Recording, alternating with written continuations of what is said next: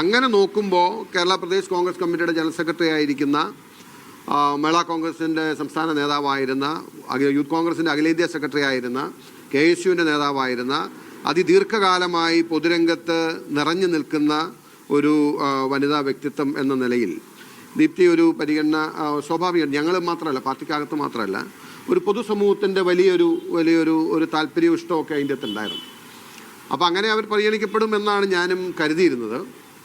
അപ്പോൾ അത് ഇല്ല എന്നൊരു കാര്യം വന്നപ്പോൾ സ്വാഭാവികമായിട്ട് ഉണ്ടാകുന്ന ഒരു പൊതുനിരാശ. അപ്പം ഞാനും പലവട്ടം ഈ സമാനമായ ഇതിലൂടെ കടന്നു പോയിട്ടുള്ള ഒരാളാണ്.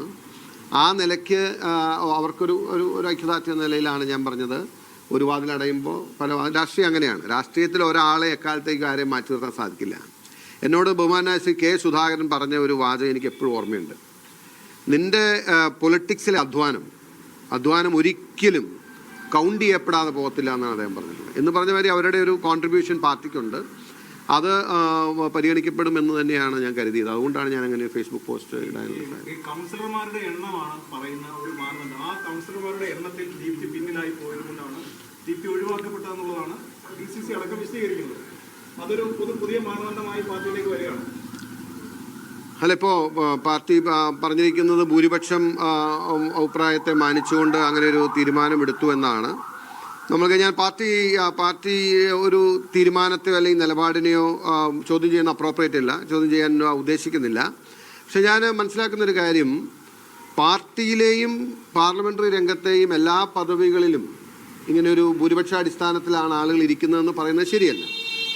പാർട്ടിക്കകത്ത് ഈ എല്ലാ തെരഞ്ഞെടുപ്പുകളും എല്ലാ തീരുമാനങ്ങളും ഭൂരിപക്ഷത്തിൻ്റെ അഭിപ്രായപ്രകാരമാണ് എന്ന് പറയാൻ കഴിയില്ല. അതൊരു യാഥാർത്ഥ്യമാണ്. അത് സംഘടനാ രംഗത്താണെങ്കിലും പാർലമെൻ്ററി രംഗത്താണെങ്കിലും ഭൂരിപക്ഷാടിസ്ഥാനത്തിലുള്ള തീരുമാനങ്ങളല്ല എപ്പോഴും എടുത്തത്. അത് പാർട്ടിയുടെ ഉത്തമ താല്പര്യത്തെ പ്രതി പാർട്ടിയുടെ എല്ലാ സാഹചര്യങ്ങളും പരിശോധിച്ച് ഒരു പൊതുവികാരം മാനിച്ച് ഒരു പൊതു അഭിപ്രായ ഐക്യത്തിൻ്റെ ഭാഗമായി, അല്ലെങ്കിൽ ചിലപ്പോൾ പലപ്പോഴും ഒരു മുന്നോട്ടുള്ള യാത്രയ്ക്ക് അനിവാര്യമാണെന്ന് വരുമ്പോഴാണ് നമ്മളത് ചെയ്യുന്നത്. പിന്നെ ഞാൻ പറഞ്ഞില്ലേ, ഇപ്പം എല്ലാ കാര്യത്തിലും ഇങ്ങനെ കീറിക്കെട്ടി ഭൂരിപക്ഷം പരിശോധിക്കുന്ന രീതി ഇനി പാർട്ടിക്കൊരു അതൊരു മാനദണ്ഡമാവുകയാണോ എന്നെനിക്കറിയില്ല. ഇതിൻ്റെ അകത്തൊരു കാര്യം, നമ്മൾ സ്വീകാര്യത എന്ന് പറയുന്നത് പല രീതിയിലാണ്. സ്വീകാര്യത ഞാൻ പറഞ്ഞു, ഇപ്പോൾ സംഘടനാ രംഗത്ത് നിൽക്കുന്നവരുണ്ട്. സംഘടനാ രംഗത്ത് KSU കാലഘട്ടം മുതൽ KPC തലം വരെ സംഘടനാ രംഗത്ത് നിന്നും പ്രവർത്തിക്കുന്ന ഒരാൾക്ക് സ്വാഭാവികമായിട്ടും പാർട്ടിക്കകത്ത് അതനുസരിച്ചുള്ള അനുയായികളും പിന്തുണയും എതിർപ്പുകളും ഉണ്ടാവും. കാരണം അവർ പല തീരുമാനത്തിൻ്റെ ഭാഗമായിരിക്കും. പലപ്പോഴും പല ഘട്ടങ്ങളിലും പല അഭിപ്രായങ്ങൾ പറയേണ്ടി വന്നിട്ടുണ്ടാവും. എന്നാൽ പാർട്ടിക്ക് അത് ബൈലാറ്ററലായിട്ട് വരുന്ന പലരുമുണ്ട്.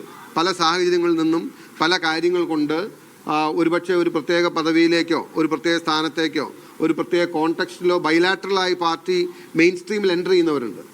അവർക്ക് അങ്ങനെയുള്ള എതിർപ്പുകൾ ഒരു പക്ഷേ ഉണ്ടാക്കുന്നില്ല. അപ്പോൾ നോക്കുമ്പോൾ സ്വീകാര്യത, ആർക്കും എതിർപ്പില്ലാത്ത പേര്, അല്ലെങ്കിൽ എല്ലാവരും പിന്തുണയ്ക്കുന്ന പേര്. കാരണം എന്തുകൊണ്ടാണ്?